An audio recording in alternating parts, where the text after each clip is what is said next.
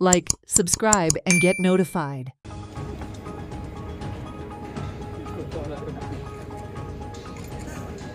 आम्ही आयज धाकटे फिशिंग बोटकार येयले ही आमची स्पेशली सबसिडीक लागून जे वेट रिएम्बर्समेंट आमकां मेवताले ते आमकां बंद जाला आनी जे लास्ट 2 वर्सां जे आमकां येवपाची आसली तिवूय बंद केल्या। धाकटे बोटकार खूब त्रासान आहा, खूब त्रास काडटा, धंदो सारको चलना, नुस्तें ना दर्यात आनी हे परिस्थितीन आमकां बोटी भायर वचोंक मेवना।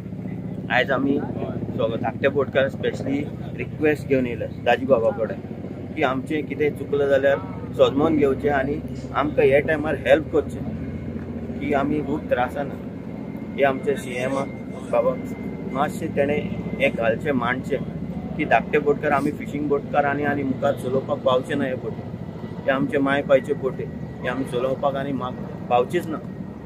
हे आमचो धंदो फ्युचराक ट्रेडिशनल धंदो आमचो हो आमचो चालूच उरपाक हें आमचें मागणें आनी आमी स्पेशली आयज येयले दाजी बाबा आनी म्हाका तेणें सांगलां ते प्रमाणे अपॉयंटमेंट घेता सांगलां CMा कडेन आनी आमचें हें काम कशेंय कोत्ता म्हूण तेणें आमकां एक आश्वासन दिलें। हांव देव बरें करूं।